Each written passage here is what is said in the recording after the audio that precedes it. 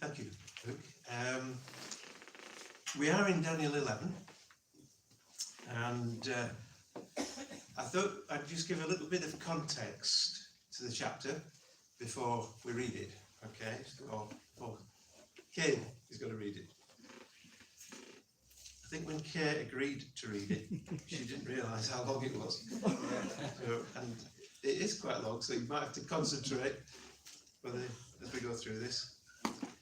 This is the most detailed of the prophecies, of the 4 prophecies given to Daniel, and it lasts from chapter 10 through to chapter 12. In chapter 11, in this chapter, God gives Daniel a really detailed prophecy, or a number of prophecies, of the rise and fall of future kings, down through the years from Daniel's time. And the prophecy includes loads of things like marriages that would come, political alliances, battles, etc. And so accurate are the prophecies that critics have concluded that it must have been written after those things happened, and then somebody pretended that it was prophecy. And that's because they don't believe in a God of miracles, and they don't believe in a God who knows the future. Because to know the future is a miracle, and only God knows the future. So the reason that God knows the future is because God is himself outside of time. It's not just that he looks down the corridor, he's outside of time. He created time and space. And so it says, doesn't it, that a day with the Lord is 1,000 years, or 1,000 years is a day. God isn't constrained by the time constraints. So this is nothing to him, to know what's going to happen. It's all one to him, as it were. So, okay.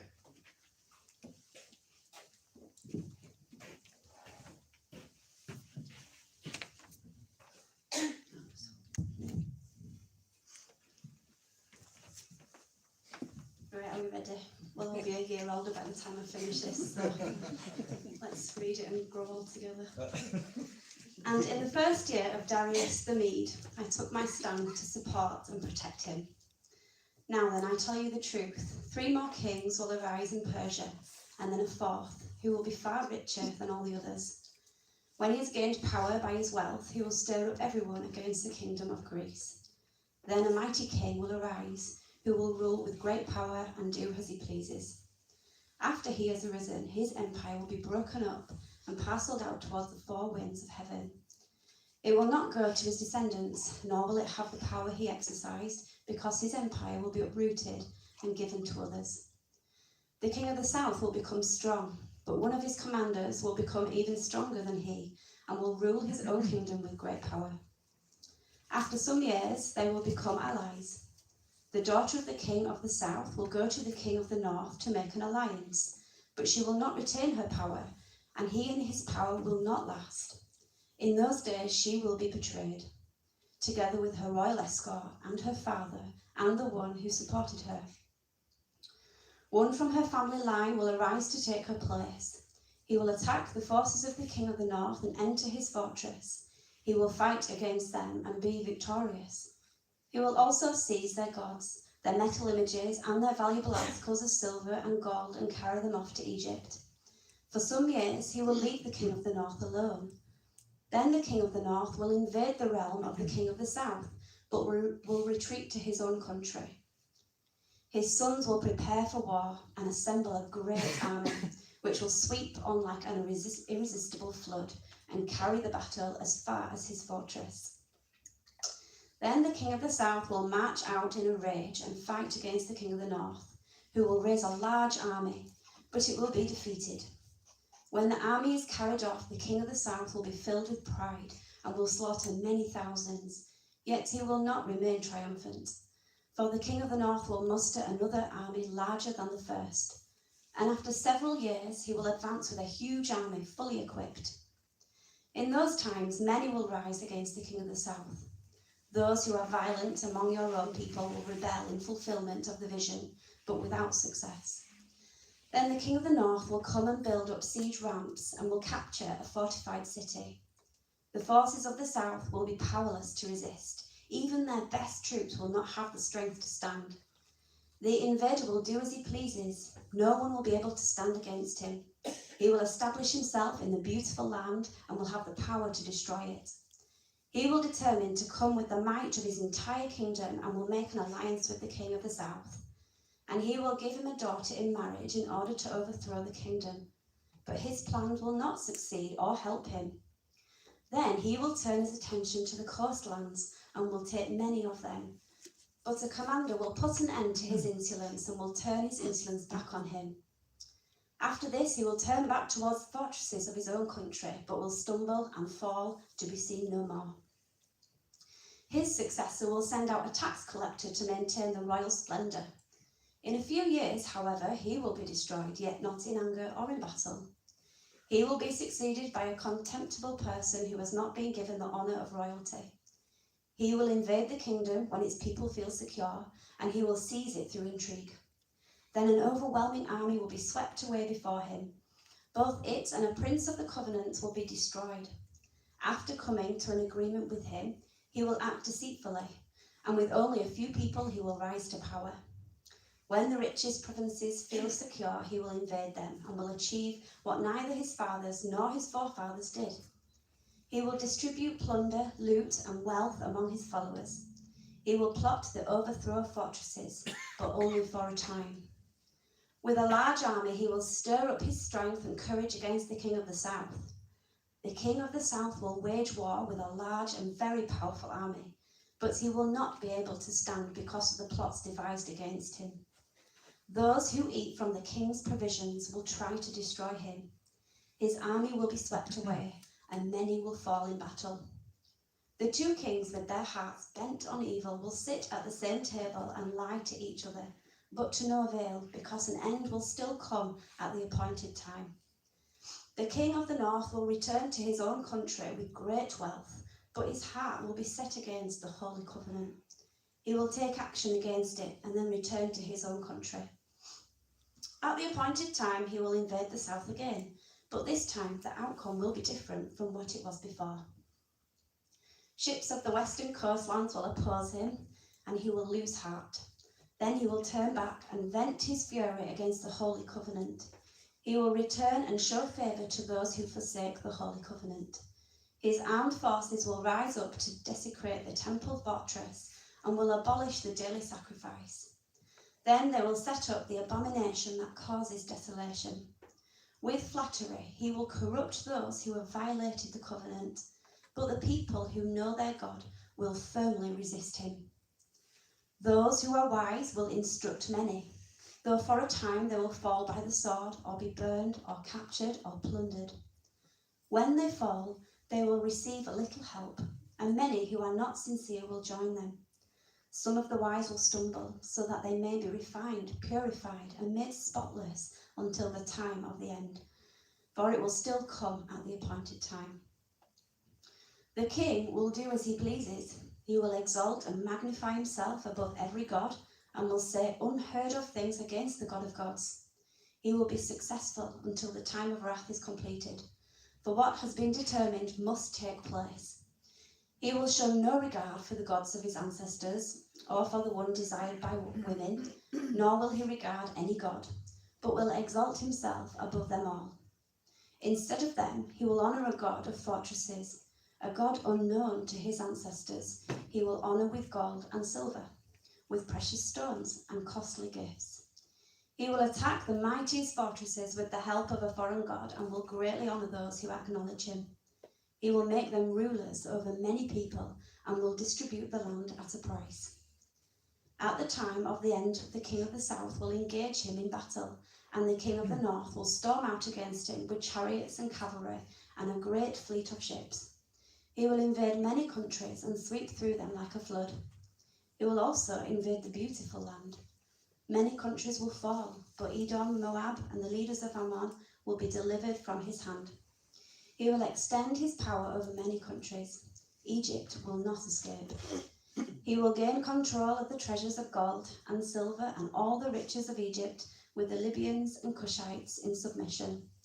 But reports from the east and the north will alarm him, and he will set out in a great rage to destroy and annihilate many. He will pitch his royal tents between the seats at the beautiful holy mountain, yet he will come to his end, and no one will help him.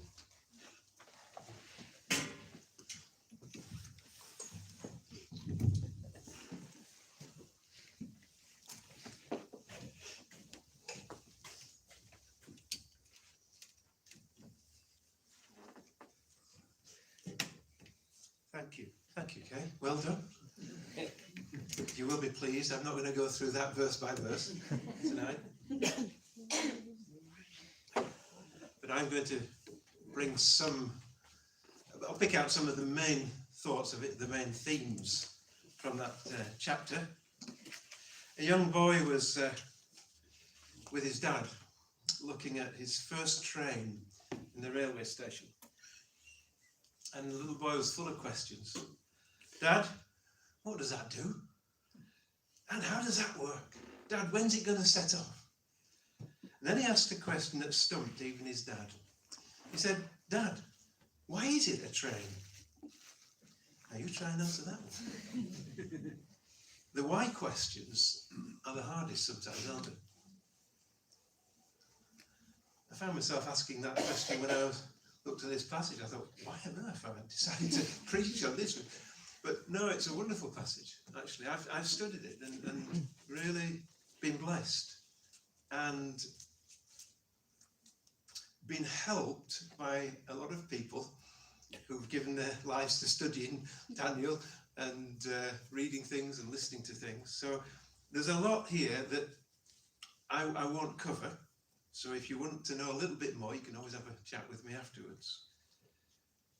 But why? Why was this vision given to Daniel?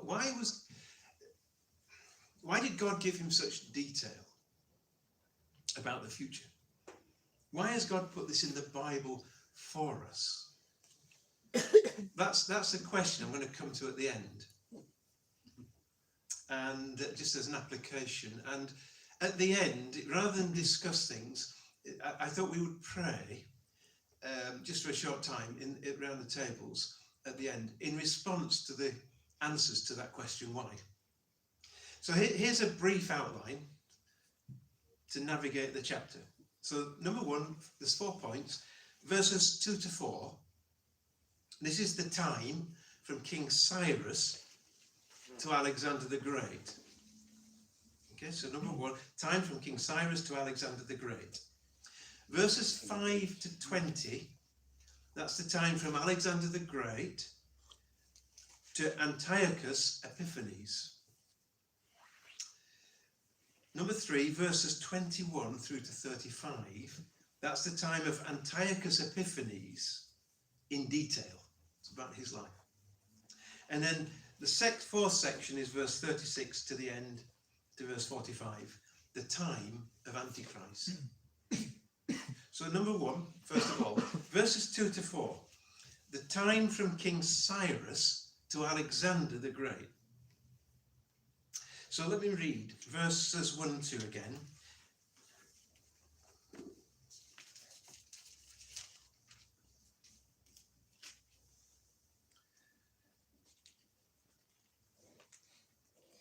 And in the first year of Darius the Mede, I took my stand to support and protect him. Now then, I tell you the truth, 3 more kings will arise in Persia, and then a 4th who will be far richer than all the others. When he has gained power by his wealth, he will stir up everyone against the kingdom of Greece. So the angel told Daniel that there would be in the future, in the near future, 4 leaders, 4 kings. The 4th would be richer by far and more powerful than the others.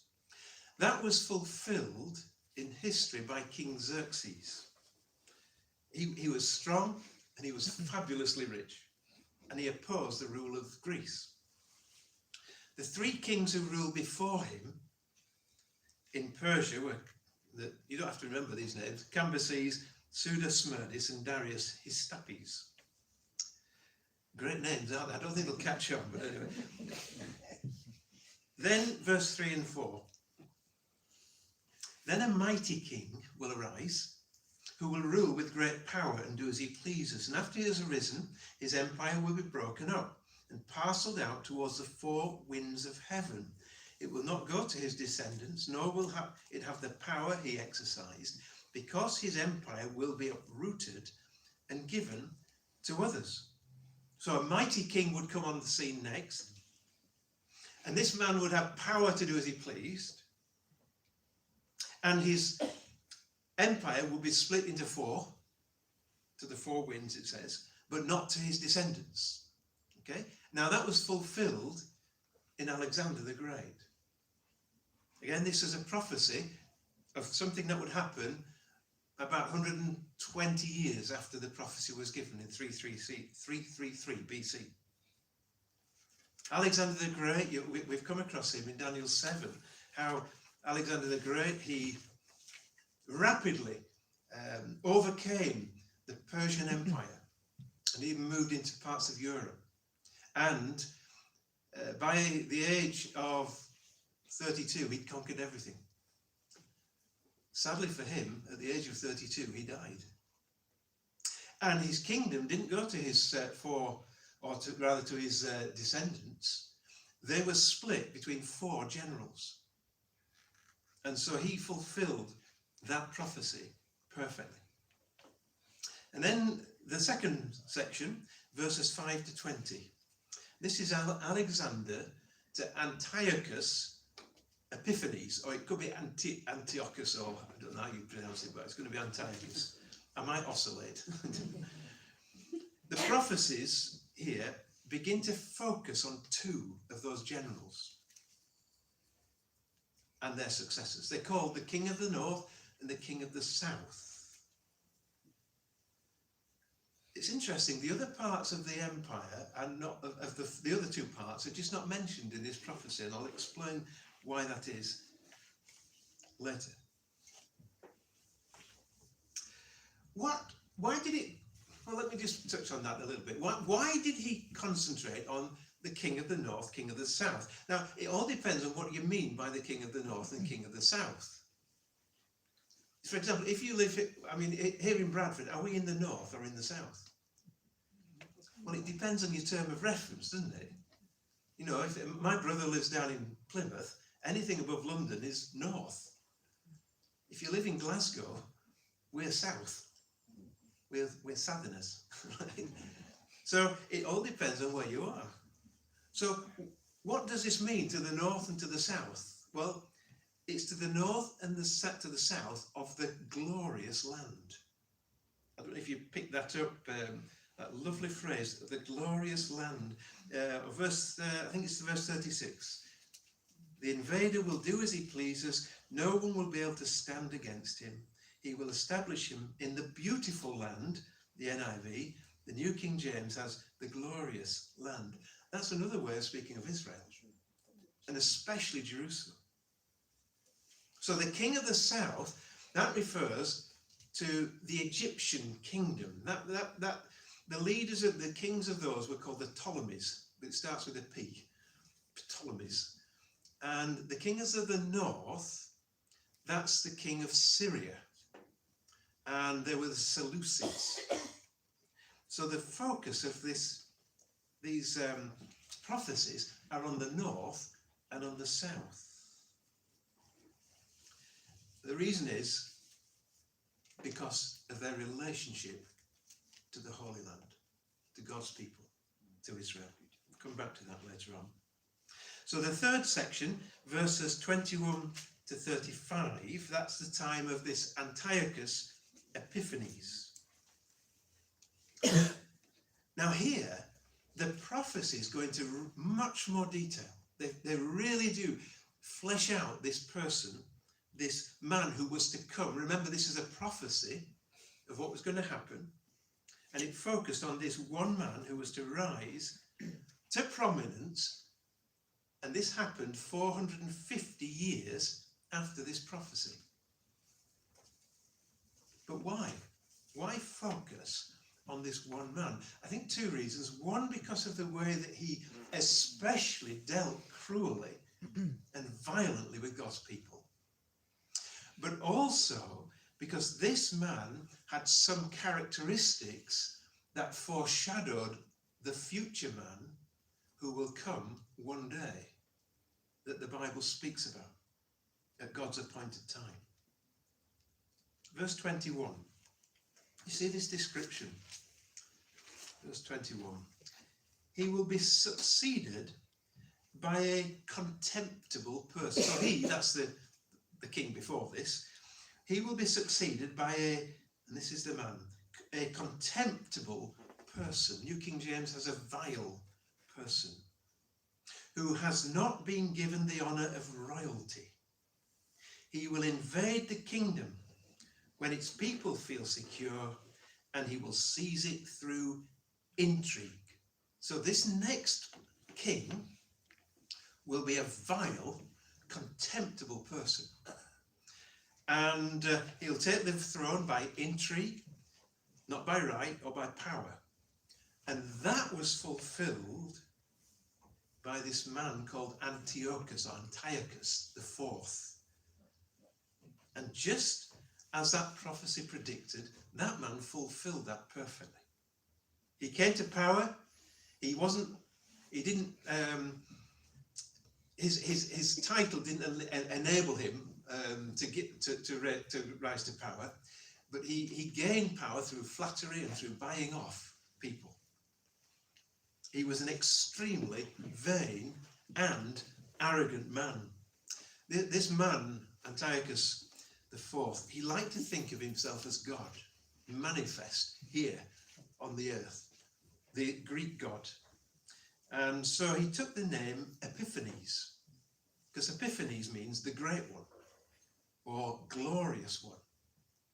So he became known as Antiochus Epiphanes. He had coins inscribed with that one, the glorious one, the great one. He actually was given the nickname Epimanes, which meant maniac or madman, because he was such a contemptible person. So in verses 21 to 28, you have sort of all of the political intrigues and the alliances and the battles. I just want to focus on verse 29 through to 35, because these verses show how he related to God's people. So verse 29 and 30. So at the appointed time, he will invade the south again. So this was his second campaign against Egypt. But this time, the outcome will be different from what it was before. In the first campaign, he was victorious, but not this time. Verse 30. Ships of the westland coastlands will oppose him, and he will lose heart. Now that was fulfilled 450 years later, when the Romans sent their ships to help Egypt and came to Egypt's aid. It says, then he will turn back and vent his fury against who? The Holy Covenant. That's the people of God. Another way of speaking of the Jews. He will return and show favour to those who forsake the Holy Covenant. That's precisely what this Antiochus Epiphanes did. He did all of that. The Roman fleet came to his aid, came to Egypt's aid. They defeated this man and his army. Absolutely infuriated by his defeat, he went back to Syria, but on the way, he stopped at Jerusalem. And he vented his fury against the Jews. They were his scapegoat for his defeat. Verse 31.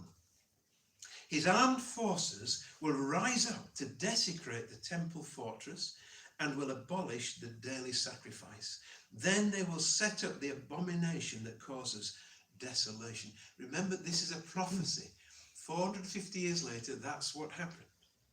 The first thing this man did with his army, he put guards all around the temple so nobody could worship. He stopped all the sacrifices. He halted all worship. He sent his soldiers into the city. It said that the killed 40,000 of the Jews. He took 40,000 more prisoners, and 40,000 he sold into slavery. He set up an image of the Greek god of gods, Zeus, in the temple of Jerusalem. And he then desecrated the altar, the Jewish altar, by taking a pig, an unclean animal to the Jew, and he sacrificed it on the altar. That was the abomination to the Jew, and that was a total abomination for the Jews. I don't think anything could insult or offend them more. And that's what is meant by the abomination of desolation. He fulfilled that. In verse 31 it says. That was actually mentioned as well in Daniel 9, verse 27. But interestingly, Jesus mentioned the abomination of desolation. If you just turn, if you've got a Bible, to Matthew 24. Matthew 24, it's also in Mark's Gospel, but Matthew 24, verse 15.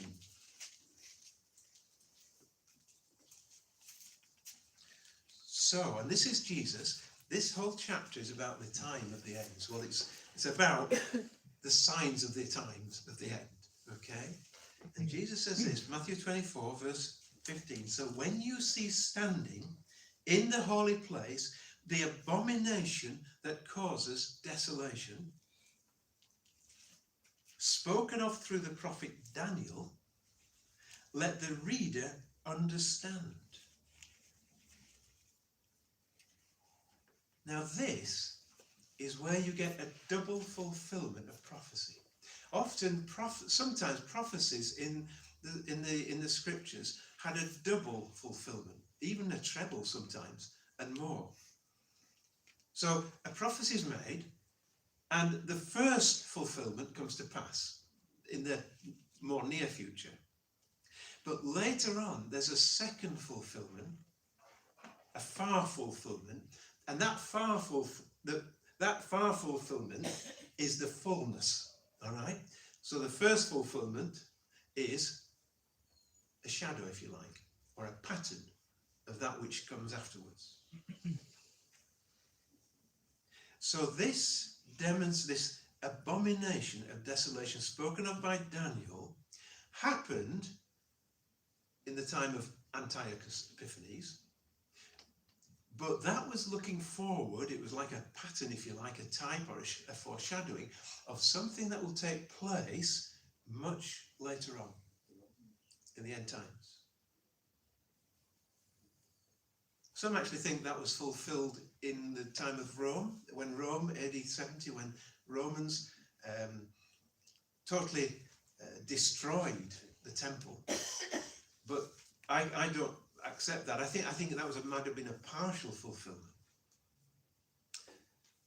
I think both were looking forward to a greater fulfillment, and we don't have time to look into it, but in 2 Thessalonians 2, verse 3 and 4, Paul speaks about this using different terms.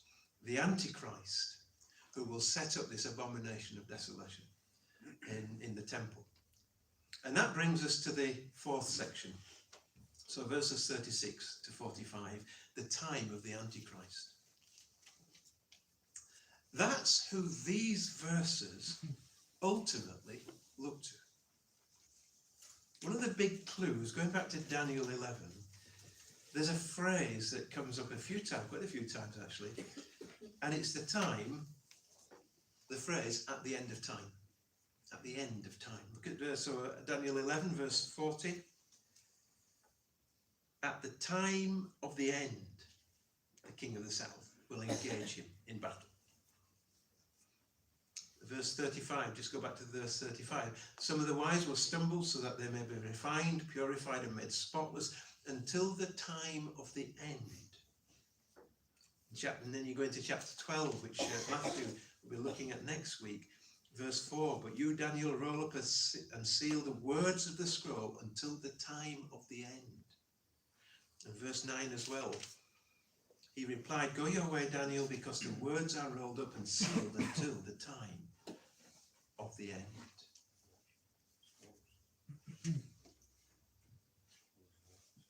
That chapter 12 clearly refers to the resurrection at the time of the end. And so this looks forward to the fulfillment of one man, again, the Antichrist, Antiochus Epiphanes. He foreshadowed, and he persecuted God's people and dealt cruelly with them in a way that the end time Antichrist will as well. Now, we've looked at that, if you were here when we looked at Daniel 7. But this man, he will set himself up as God. He will have power from Satan. He will be able to do signs and wonders, empowered supernaturally by Satan. He'll be a world dictator. He will unite all the religions under one banner, and he will claim to be the Saviour and King. Because anti means instead of, doesn't it? Antichrist, instead of Christ. He will set himself up throughout the world as that person to be worshipped. But the last verse of this chapter tells us that his days will be numbered. Verse 45. He will pitch his royal tents between the seas at the beautiful holy mountain.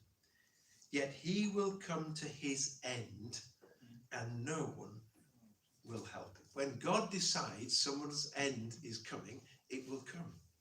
There's nothing that anyone can do to stop it. So that is a very rapid run through that chapter. Let's get to the question, why? Why is all this here? Why did God give Daniel and give us these detailed prophecies? I think the first reason is to show us beyond any doubt that God is in control. God is in absolute control. He knows the future and he controls the future. History, you've heard it said, haven't you? History is his story. And God is working out his purposes in the worst of humanity. In the worst of things that man and woman can do. God's working out his plans. And if you think for a minute that anything happens in history outside of God's control, then you are wrong. God is in control. One of the key phrases in Daniel 11 is at the appointed time. At the appointed time. I don't know if you noticed that, but let me just quickly. Verse 27, I'll just emphasize it. The two kings, with their hearts bent on evil, will sit at the same table and lie to each other, and to no avail, because an end will come at the appointed time. Verse 29, at the appointed time, he will invade the south again. But won't he decide to do that? Yes, he will. But he can only do that because God allows it at the appointed time. Verse 35, some of the wise will stumble so that they may be refined, purified and made spotless until the time of the end, for it will still come at the appointed time. This is so important. God sovereignly decides even the timing of what nations and national leaders do. God is in control. And even when they do it. You know, so you might say, well, I mean, don't nations decide to invade nations? Don't leaders make, and political leaders and governments, don't they make those decisions? And the answer is yes. But they only do so because God allows them to do so, and at God's appointed time. God sovereignly appoints the rise and fall of nations and empires. He sets the boundaries even.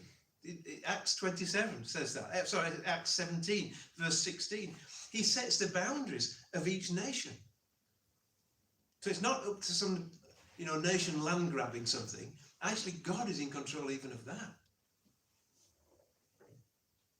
You know, isn't it comforting to know that the world's future is not in Xi Jinping's hands, you know, President of China, or Jong Un, was it Jong Un of Korea, North Korea, or Putin. Vladimir Putin, or President Biden? You know, these men, they are not in control. They only do what God allows them to do. And they only do what they do because of God's timing. God overrules.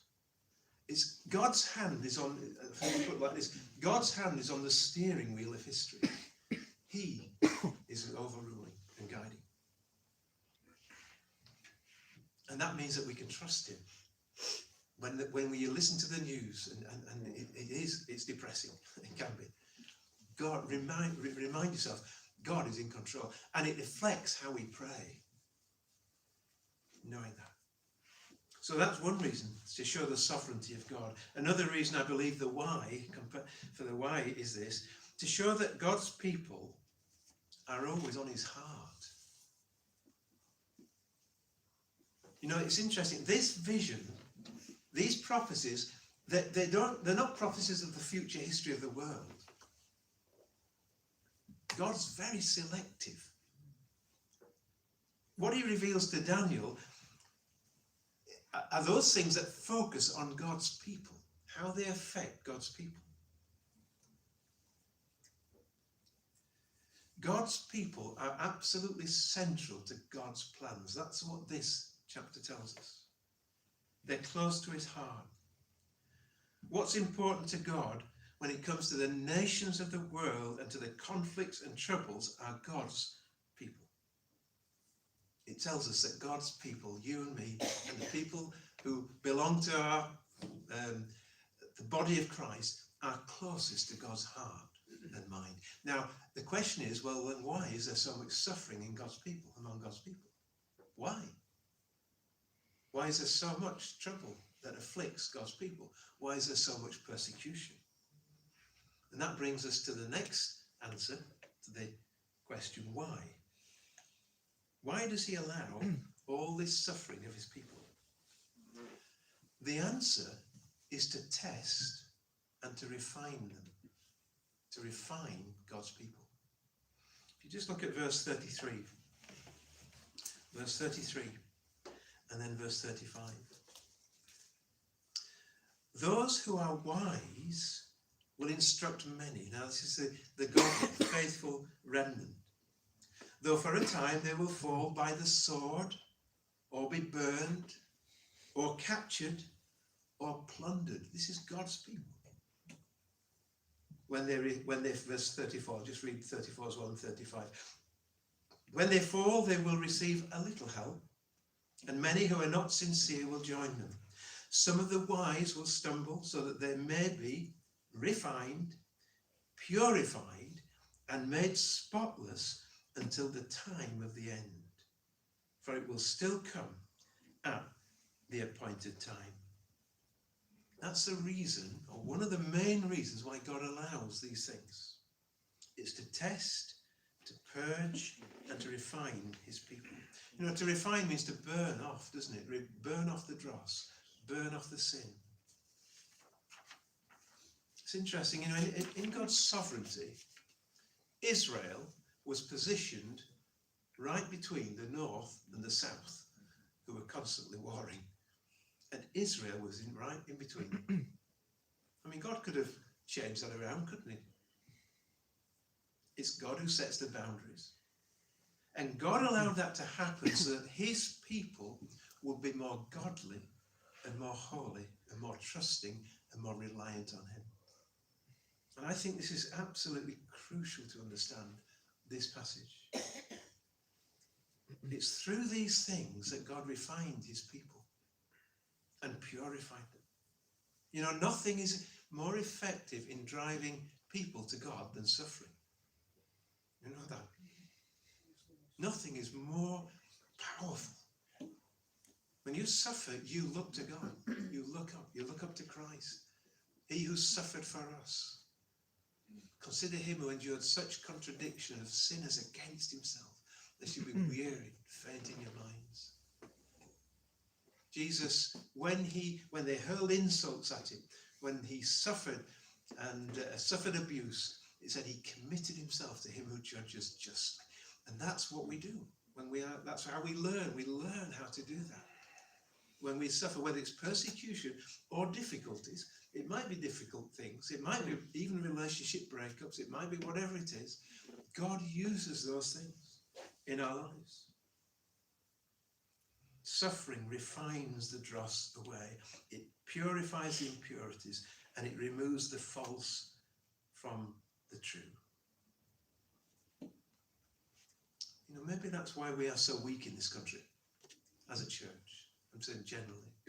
Why as Christians, we are weak. When you think of the strength of other nations, and like the Chinese church and the other churches where there is real hardship. Maybe if suffering came to Bradford, it might halve our church. But it would be stronger, wouldn't it? It would be refined. How would I stand up? By God's strength, we will. Because that's the next answer and the last answer to the why. Why does God include this? So that we might be strengthened. We might be empowered. Knowing that God is in control. That we might stand firm. I love that. There's a little, it's like a jewel in the darkness, isn't it? Verse 32.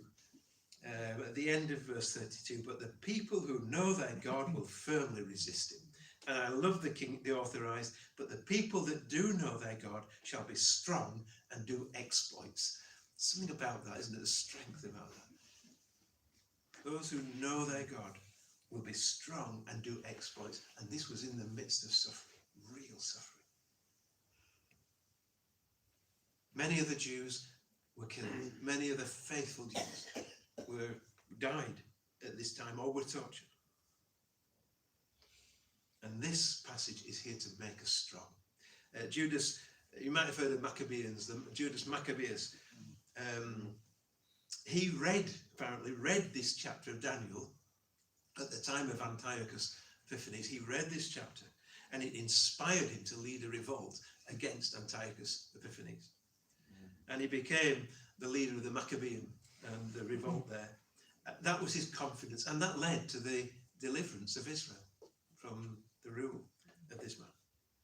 So it was given to Daniel and to all God's people to encourage us and to strengthen us, knowing that God is good all the time.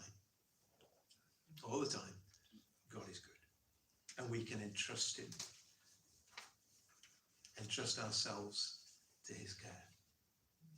So I thought rather than discussing that, I thought we would pray for those who are suffering, those who are being refined, those who are being put through the mill. Right today as we meet, and I've put some examples just on the table. We'll just have 5 minutes, maybe just pray. Just some information. You don't have to read those, you can take them home if you want. But they're about countries where there is real suffering. Eritrea. Some people I know, some of us have prayed a long time for Eritrea, where hundreds of Christians are still in prison, some in metal boxes, cargo boxes, and in awful conditions for their faith. Because China, many people, and I've put some examples there of China, but churches are demolished without warning or any recompense. Christians in prison. There's, of course, North Korea with their labour camps where Christians and non-Christians, but think of Christians as well, suffering. Nigeria, where regularly we get release international information, and so often there's been attacks on villages in the north of Nigeria by the Fulani tribespeople, Islamic militants, and just helpless. Christians are killed. Scores and scores are killed, murdered. And so it goes on. And There's things like that, or it may be that there's other people, some people in your heart who's really going through the mill at this time, really suffering, really being tried, if you like. Well, let's just bring them to the Lord, shall we? Just, let's pray. You can take time to read it, or you can just pray.